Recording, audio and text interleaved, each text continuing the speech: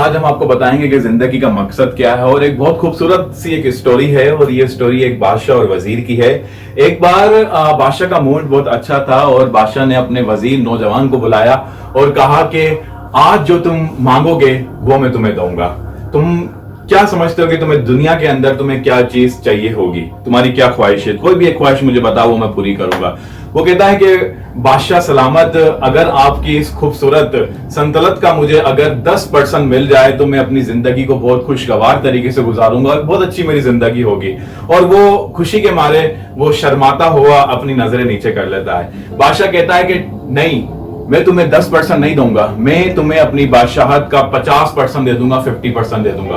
वो बादशाह को हैरत से देखता है और नीचे की तरफ गिर जाता है अपने घुटनों तले और कहता है, बादशाह सलामत, ये क्या वाकई ऐसा हो सकता है? क्या ये मुमकिनात में से है? बादशाह ने कहा, बिल्कुल मुमकिनात में से है, मैं ये कर सकता हूं। तो बादशाह ने अपने दूसरे वज़रा को बुलाया और तमाम को बुलाकर उसने कहा कि लिख दो कि आदि जितनी भी संतलत है ये इस वजीर को मैं दे रहा हूं। राइट, ये इन्होंने पहला एक पर्चा, एक अग्रीमेंट बनाया और उसके अंदर लिख दिया कि आदि संतलत का मालिक ये शख्स है जिसे मैं इस वजीर को दे रहा हूं। राइट, उसने बादशाह ने फिर हुक्म दिया कि दरबारियों को कहा कि एक और अग्रीमेंट बनाओ। अहकामात के अंदर बादशाह ने वजीर का सर कलम करने का हुक्म दे दिया कि इसका सर कलम कर दो, और अगर ये मेरी बात नहीं मान पाया तो। राइट, सो वजीर जो था वो बहुत परेशान हो गया, हक्का बक्का हो गया। बादशाह सलामत, मेरा सर क्यों कलम किया जा रहा है? आप ही ने तो कहा था कि तुम्हें क्या चाहिए। तो बादशाह ने कहा, मैं अभी भी अपनी बात पे कायम हूं कि मैंने 2 अहकामात दी। पहला मेरा हुक्म यह है कि आपने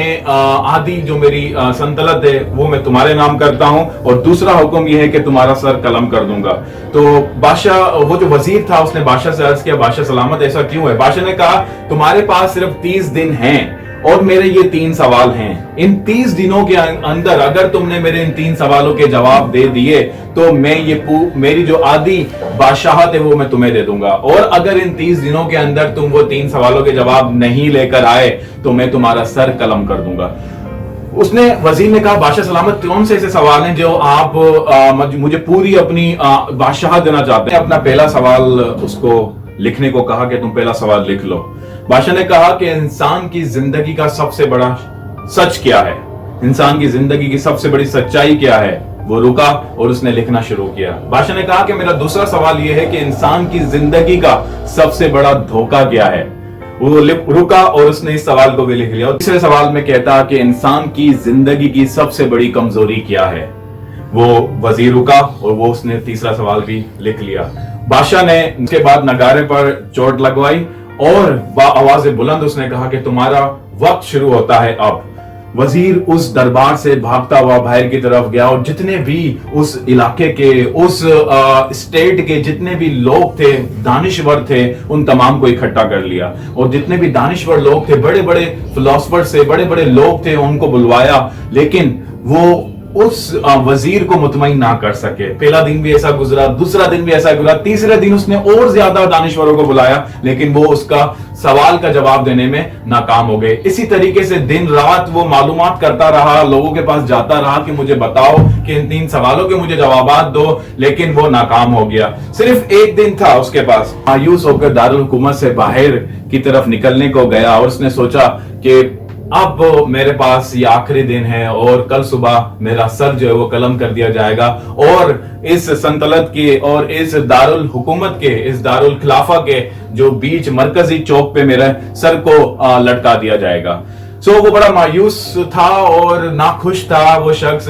लेकिन जैसे ही वो एक विलेज, एक गांव के अंदर दाखिल हुआ तो एक झोपड़ी के अंदर एक फकीर बैठा था, और उस फकीर के साथ एक कुत्ता भी, उसका पालतू कुत्ता था जो उसके पास बैठा हुआ था।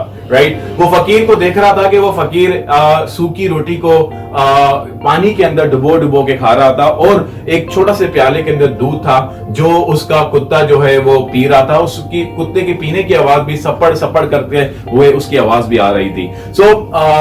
वहां पर वजीर गया और वजीर की जो हालत थी वो अजीब हो गई थी। उसके कपड़े भी फट गए थे, उसके जो जूते थे वो भी फट गए थे, उसकी जो पगड़ी थी वो पगड़ी भी ढीली हो गई थी, नीचे की तरफ गिर रही थी। तो वो उस फकीर के पास जाता और कुछ देर उस फकीर के पास बैठता, और वो फकीर उसको देखता और एक ठेका लगाता कि तुम्हारे 3 सवाल तुम्हें नहीं मिले जो तुम ढूंढ रहे हो, वो वजीर बड़ा परेशान हुआ, हैरत ज़दा हो गया कि इसको कैसे मालूम कि मैं 3 सवाल मेरे पास हैं। तो उस फकीर से उसने कहा कि तुम्हें कैसे पता कि मेरे पास मैं 3 सवाल ढूंढ रहा हूं, मुझे नहीं मिल रहे।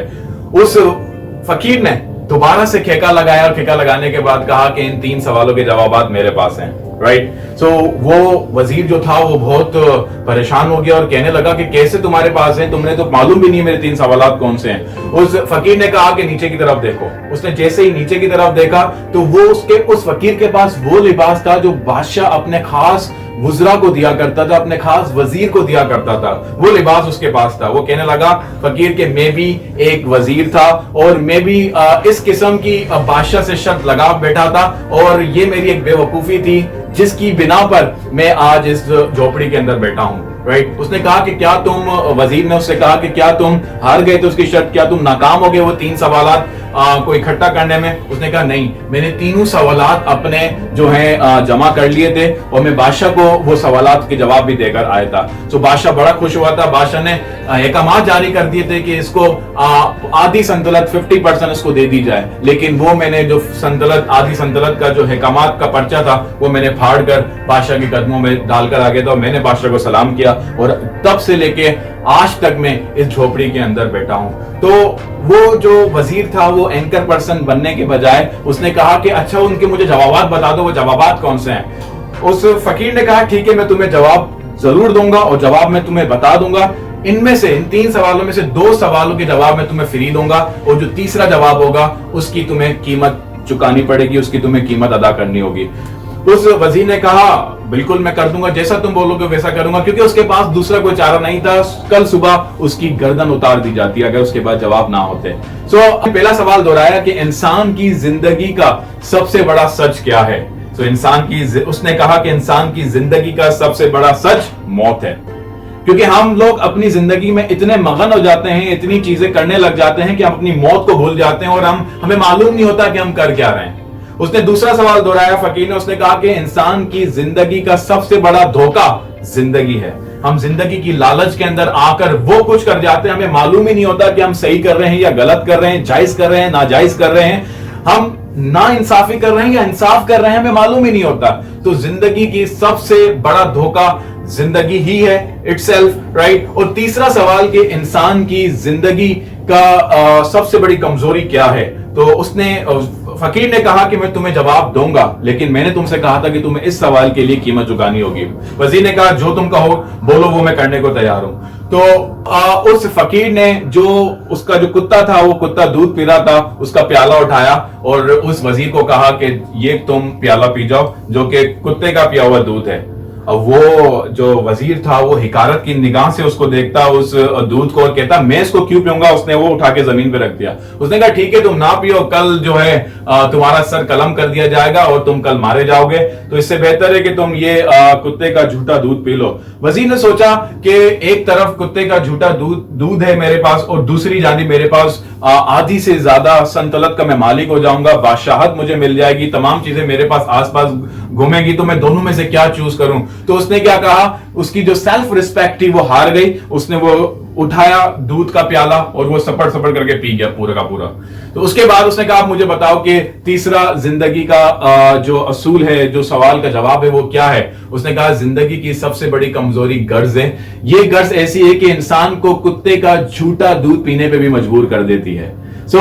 ये बड़ा हैरान हुआ ये सुनकर उसका जवाब फकीर का वजीर कि इंसान की जिंदगी का सबसे बड़ा जो कमजोरी है वो गर्ज ही। अगर आपको किसी से गर्ज है तो आप उसको नहीं कहते गधे को भी बाप बना लेना पड़ता है वक्त आए तो आप जब वक्त आता है तो गधे को भी बाप बना लेते हैं। मींस आपकी जो गर्ज अगर किसी से हो तो आप वो करने के लिए एकदम से आप सामने आ जाते हैं और मैं बोलूंगा हाँ मैं कर लूंगा, मैं इसको करने को तैयार हूं। वो चीजें जो आपकी सेल्फ रिस्पेक्ट के ऊपर आती हैं आप उसको भी करने को तैयार हो जाते हैं। Right, it happens with you, ऐसा होने लग जाता है आपके साथ। वो जो वजीर था वो बड़ा शर्मिंदा हुआ और शर्मिंदा होने के बाद जब वो अपनी संतलत की तरफ लौट रहा था तो उसने सोचा, इतना शर्मिंदगी थी उसके अंदर, इतनी निदामत थी उसके अंदर, वो निदामत की बिना पर वो जैसे ही बादशाह के महल के गेट के पास आता तो उसकी रूह जो है वो परवास कर जाती, वो मर जाता।